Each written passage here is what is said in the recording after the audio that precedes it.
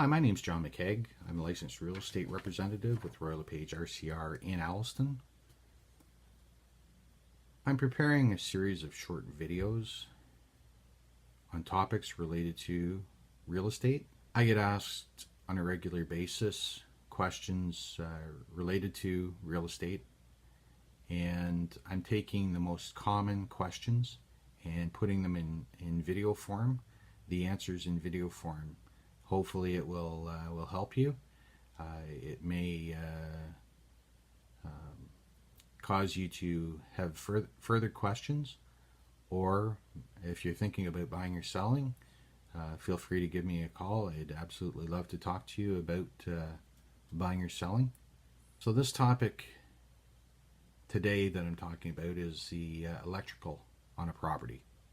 What you need to know is when I'm showing someone's properties, if I'm representing the buyer and we're out looking at properties, one of the very first things that I'd like to know about property is the services, and I need to know what the current service is. Electrical, so is it fuse or is it breaker or is it knob and tube? So if it's fuse, it's probably slightly underpowered, and it becomes an issue with insurance. So when the purchaser goes to obtain insurance, the insurance company is going to want to know if it's on fuse or breaker. If it's on fuse, they may or may not ask to have that upgraded to a breaker system. If it's a breaker system, that's, in the opinion of a insurance company, that's the best system to have. But you need to make sure, the one thing you need to make sure is that there's enough space on the breaker panel for all the electrical needs of the building. So if the property, most properties are 100 amp service, but in some instances, say if there's a pool or if there's extra buildings, even if they're attached to the main house, such as a garage, you may need 200 amp service, and you need to make sure that there is adequate supply because of the house. So if it is a breaker system, you want to make sure that it has adequate space on the panel. It's either 100 amp or 200 amp service. 200 amp service is usually if a house requires additional power for such things as a pool, or if there's a garage and the person who owns the house likes to run power tools, things like that. And knob and tube is very common in old houses. Less common today because most of the houses have been sold and they've been retrofitted and they have the new electrical system in. But even if there are traces of the old knob and tube, you need to make sure that those disappear. So all that's been deactivated, disconnected, and the perfect scenario is you remove the any evidence of knob and tube. Knob and tube had a history of causing fires in houses, and that's the reason why insurance companies greatly shy away from insuring houses with knob and tube, or even traces of knob and tube in the house. You just want to eliminate anything that could cause any kind of concern to an insurance company. So as I mentioned, you want to make sure that there's ample space on the breaker panel. If there isn't, then you may have to increase the size of your panel. 100 amp service 100 amp service versus 200 amp service.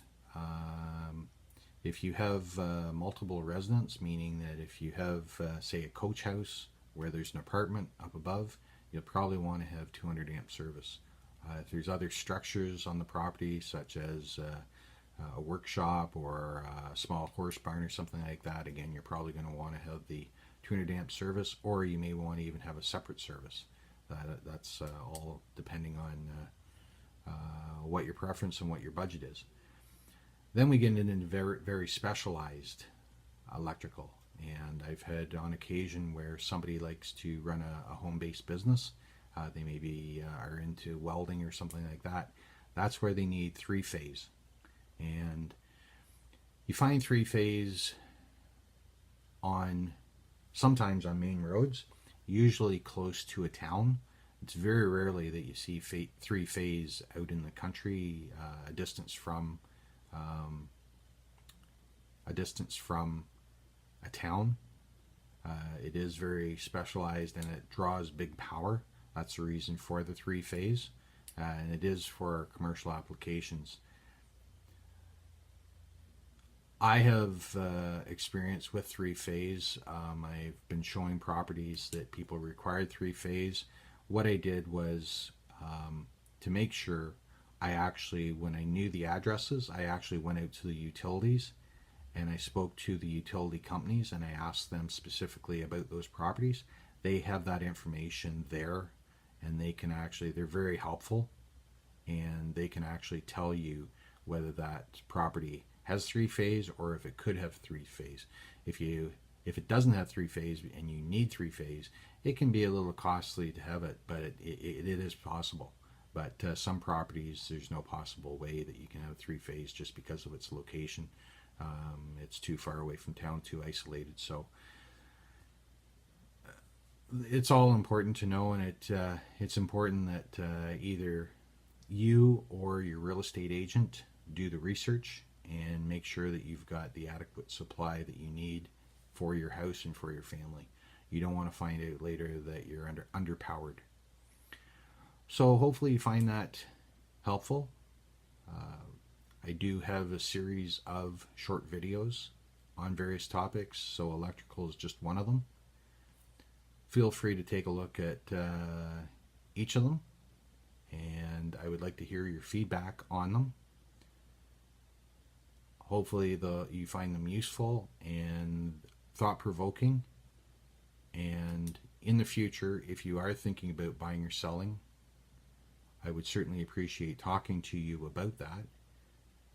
If you know of somebody who is buying or selling, I would appreciate you letting them know or giving me a referral. A referral is the greatest compliment that you can give me of a family or a friend. I would very much like to work with you in the future. Feel free to contact me.